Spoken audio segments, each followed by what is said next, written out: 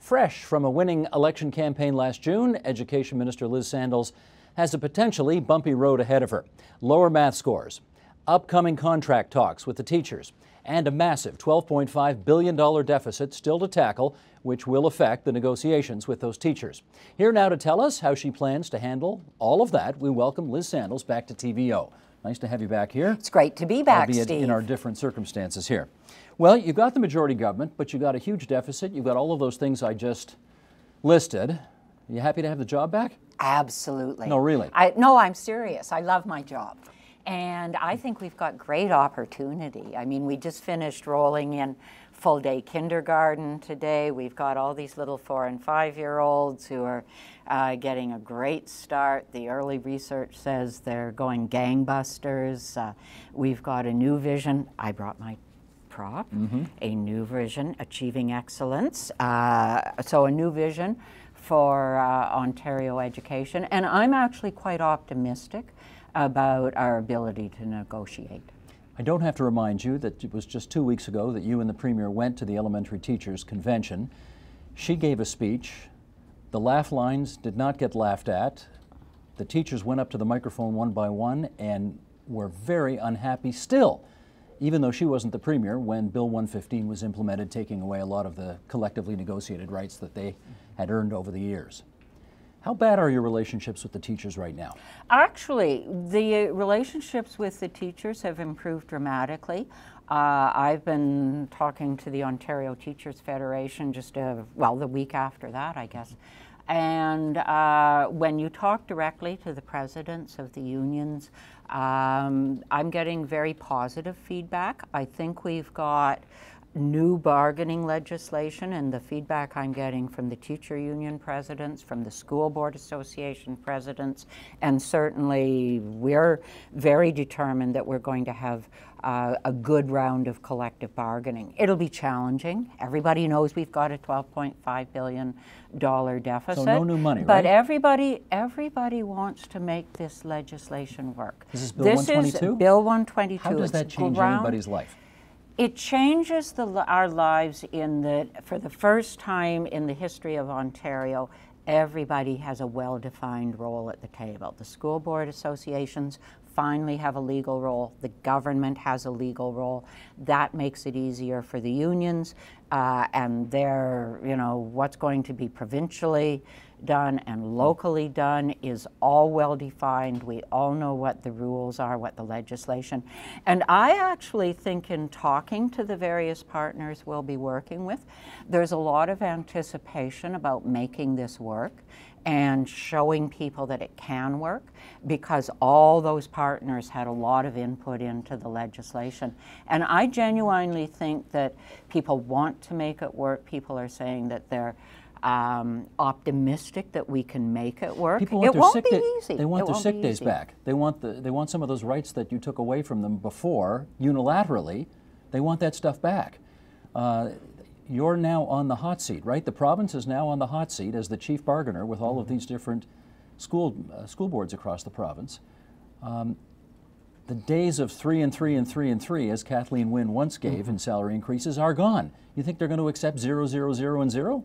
We actually haven't said that. What we've said is that the bargaining situation will be a net zero, but if we find some savings, then we can apply that to wage increases. And that's what we've said all along. In terms of the details, I'm not bargaining in the media, I'm bargaining at the table. But give us for instance of how that could work. How could you find enough savings to enable teachers to make more money, or at least recoup some of what they lost previously? Well, I don't know what the details of that are going to be. Math is going to be very important. This is where we get to apply our math skills and get out and sharpen our pencils and look at how much does this cost. If we change this a little bit, can we make something work so we've got a bit of money over here for wage increases. How about higher class sizes? Put more students in the class? Steve, yes. I'm not bargaining in the media. You don't mind if I ask? You can ask all you want. But actually, to be serious, I mean, I used to do bargaining back in the days when I was a trustee. And if there's one thing I learned is you never, ever bargain in the media. Okay. It doesn't work. Moving right along. Yes. Moving right along. You did mention math, and I do want to talk about math because, of course, I don't know if you were surprised. I'll ask you in a second. We want to share these for whoever missed them. The EQAO, the results, the standardized test scores came out, and they do show that from 2010 to 2014, the grade 3 math scores went down a bit. The grade 6 math scores went down a bit. When it came to grade 9, up a little bit. That's academic. And grade 9 applied, also up a little bit. You saw the numbers. What do you think's going on here? And I think we need to tell the other part of the story, which is the reading and the writing scores have gone up quite significantly at elementary. But you're right.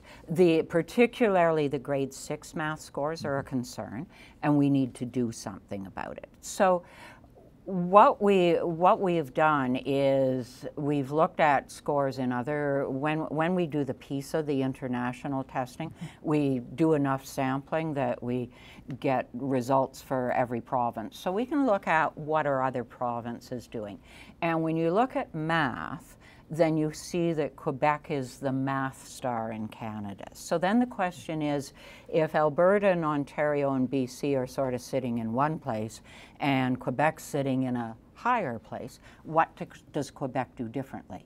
So what we've identified is one of the things Quebec does differently is that their teachers have more training in math and how to teach math. So you did that over the summer, and right? we did that over the summer. That's what one of the things we identified last year when we began to becoming concerned. And we actually put $4 million into teacher training over the summer. I was blown away by the number of teachers and a few principals who participated. Almost 3,000 people between summer workshops and people who were doing their additional qualifications. So this is elementary teachers who didn't have a lot of training in math pedagogy, who voluntarily said, I think what I'm going to do this summer is learn how to be a better math teacher. Do you not find it odd, though, that in the province of Ontario in 2014, there are still people who can get enough credits to become teachers and still not feel comfortable teaching math to grade 3s? Well, if you look at traditionally who signs up to become primary junior math teachers, they tend to be people who've done liberal arts degrees or social science degrees, so that they probably haven't had a lot of working with math, certainly post-secondary. We're going to fix a little bit of that when we go to the 2-year initial teacher education program, because with the 2-year program, we'll have more time to spend with primary junior candidates on how do you teach math effectively. But I was really quite thrilled with the number of people who voluntarily came out this summer. What we're hearing from boards now is boards voluntarily saying, our focus this year is going to be on math in the primary and junior grades. So you put this $4 million investment in over the past summer? And it won't show up in this year's results. Well, that's what I'm wondering. If it does show up, at what point will we notice a difference? I think we'll start to see, I mean, it takes time to turn the Queen Mary, and the grade 6 results aren't just a case of what happened in grade 6. They're certainly cumulative grade 4, 5, 6, and you might say cumulative all the way from grade 1. But certainly they're cumulative 4, 5, 6. So it'll be a slow turnaround. We understand that. But the other thing that we've started to see is when we check in and look at, okay, what else can we learn from Quebec? It's actually that it appears that Quebec spends more time on task. That is, the child in the classroom, in a primary junior classroom, spends more time doing math. Some of it in... What kind of math? Discovery or rote? Quebec their curriculum is very similar to ours in that what we've been saying all along is you need a balanced curriculum. You need to make sure that kids can do arithmetic, and actually the EQAO scores do confirm that kids can do arithmetic. That's what the scores say. The weak spot is actually with problem solving when you go to apply your math. So we need kids who know their math facts, yeah, they understand their basic math concepts and they can apply those to solving problems.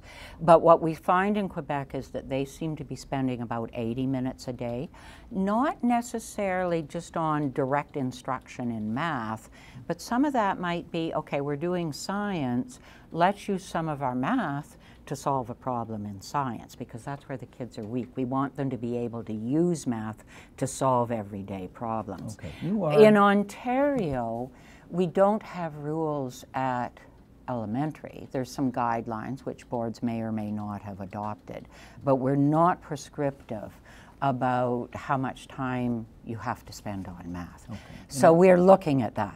In our last couple of minutes here, you are, I mean, we're talking education, but you're also a politician here, so I want to ask you a political question as well. And in doing so, let's announce, in the interest of full disclosure, that TVO, this organization, falls under your Ministry of Education. We just put that out there for people to know. You now have a majority government. What do you think you will now be able to do, now that you've got the majority of the votes in that House, that you couldn't do before when you only had the minority of the votes? I think it gives us some stability for people to be able to say, when we say we've got a new vision, we know what we want to do over the next 10 years, we know that we need to work on achieving excellence, but a broader definition of excellence, so that we're looking at 21st century skills like creativity and communication and critical thinking. Make sure that kids are getting a good grounding in arts and science, that we need to be making sure we're ensuring equity in those groups like Aboriginal learners and kids in care, that we're bringing them along too. We need to look at the well-being of the whole child. We need to figure out, how do we measure that? What do we mean when we say we want to look at child well-being? The opposition wouldn't have opposed those efforts. Those seem pretty motherhood issues, aren't they? I have been astounded by what they would oppose, pretty much everything. So if we were to talk about something as simple, you would think as, I'm trying to think of something that blew me away. Well, new collective bargaining legislation. They dramatically opposed. We've got legislation before the House where we're looking at the College of Teachers and rewriting some of the rules there. Okay, but those are partisan issues. Those aren't motherhood issues. Those are they're also foundational issues. So when you talk about modernizing childcare and moving along, I mean, they weren't even sure they wanted full-day kindergarten, for heaven's sakes. They were going to take out all the early childhood educators and change the way we do it. It wasn't that they were against it. They just said, we're not sure we can afford it right now, which you're not sure you can afford it right now. $12.5 billion deficit, right? But that is actually money that I do have in my budget is for full-day kindergarten. That's not at risk. But they actually my point being, though, you said, what can't you do? I'm not being challenged at every move in a way where it can go down to defeat in the House on what it is we need to do to move forward with our vision, to move forward with how do we use technology more effectively, how do we, some of the well-being issues, mental health, physical education, or at least physical activity. How do we move forward with that sort of general? What does good citizenship look like? What's good career education look like? All these things one can actually now do, and part of it is that the education system knows, okay, now we know we have a direction, and we're going to have that direction for another 4 years. Gotcha. And what they can count on is when 5 years ago, Premier Wynne said we're going to implement full-day kindergarten, it's happened, despite all the hiccups along the way. Now we've got, I think, a little bit smoother sailing to make sure that we can make all those good things happen over the next 4 or 5 years.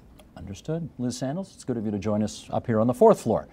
Maybe next time in the studio, once it's all absolutely not underwater anymore, as it were. Thanks so much for joining us here at TVO tonight. Support Ontario's public television. Donate at tvo.org.